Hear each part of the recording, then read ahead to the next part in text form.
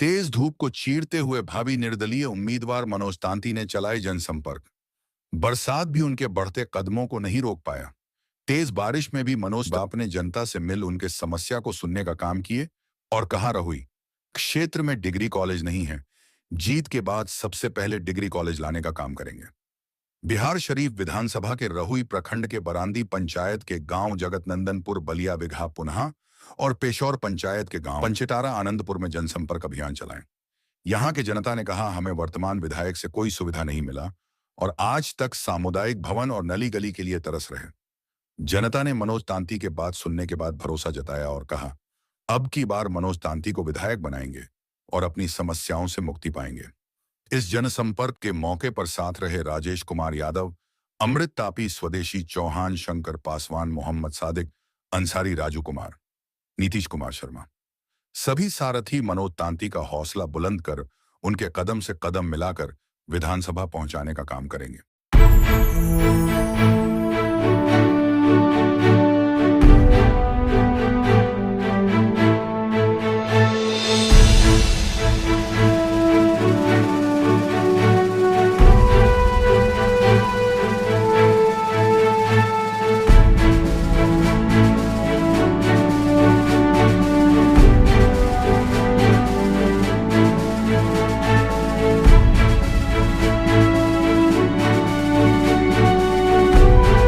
5 साल से विधायक हैं, अभी तक आपके गांव में नली गली का समस्या को दूर नहीं किए हैं। सब चीज़ समस्या है, सारा चीज़ समस्या है। हाँ।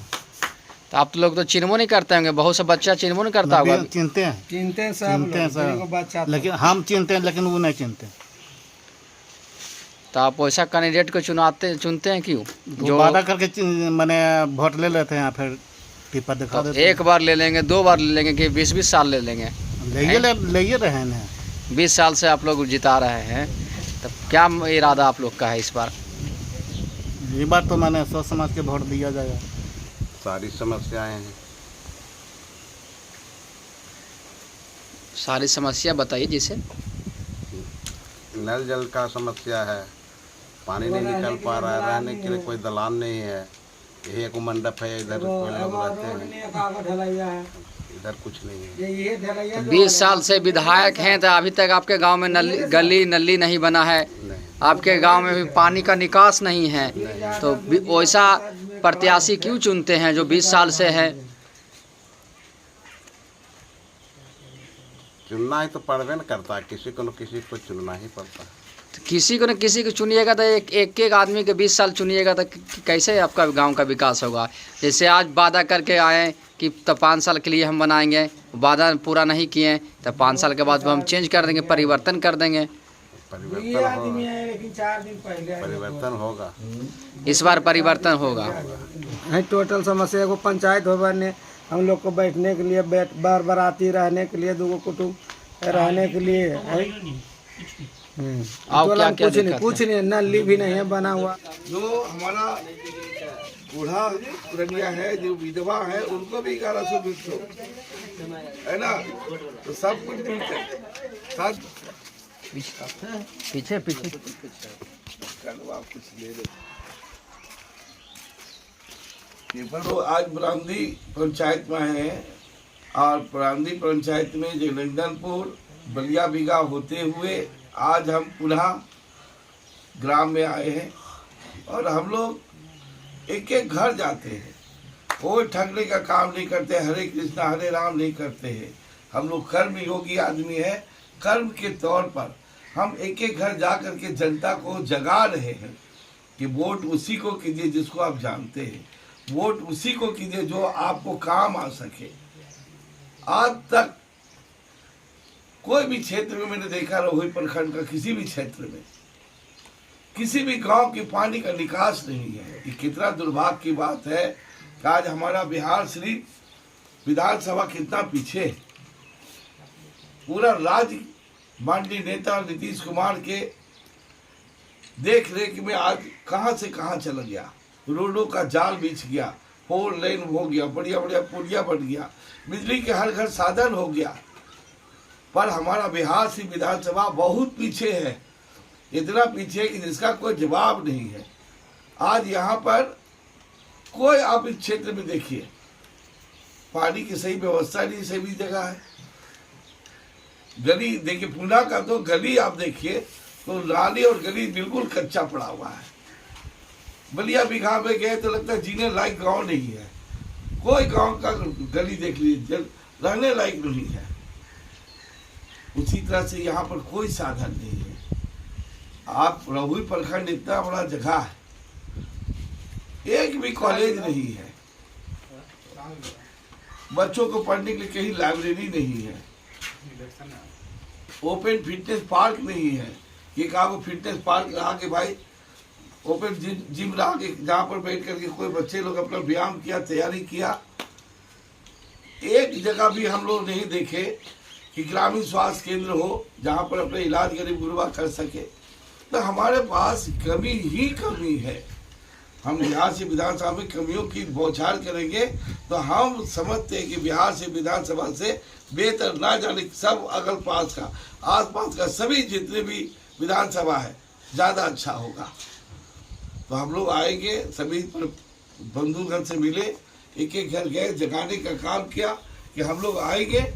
तो देखिए हमारा मैनिफेस्टो रहा, हर गांव पानी के निकास और राहुल क्षेत्र में आते के साथ सरकारी कॉलेज का स्थापना करवाएंगे। सरकारी कॉलेज की स्थापना कराएंगे जिससे यहाँ का छात्र और छात्राएं बिल्कुल पढ़ सके, गार्जियन पर किसी तरह का दबाव ना पड़े। आज बिहार से जाने में एक बच्चे के पीछे 150 से 200 रुपये खर्च है। समय का भी ज़्यादा लॉस होता है, बच्चों को भी मानसिक परेशानी होता है, आने जाने के साधन सही नहीं है। आज हम लोग पंचायत स्तर पे आएंगे तो हर पंचायत में लाइब्रेरी बनवाएंगे, पूरा सुसज्जित सभी तरह का व्यवस्था रहेगा। जब तक जितना समय तक आप पढ़ना चाहिए बच्चे लोग पढ़िए लाइब्रेरी में।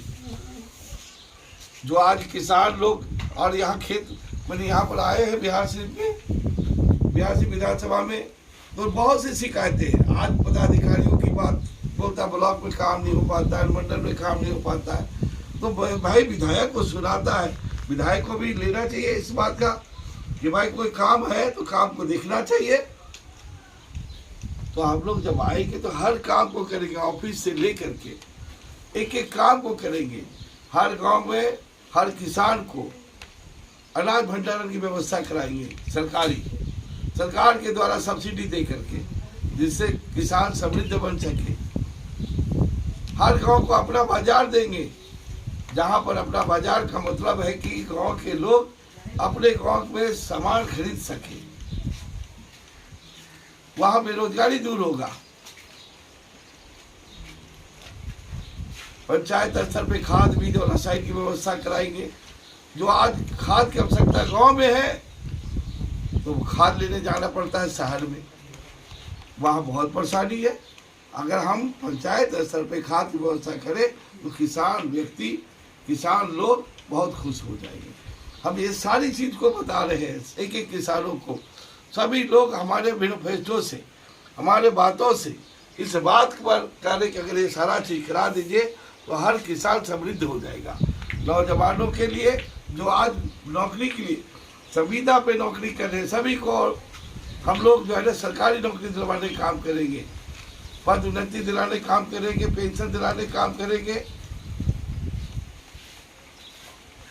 और जो एजेंसी के द्वारा नौकरी होता है उसको भी हम लोग कहेंगे एजेंसी से खत्म करके विभाग के द्वारा, सरकारी विभाग के द्वारा आप परीक्षा लीजिए, जो बच्चे उतरनीय हो उनको नौकरी दीजिए।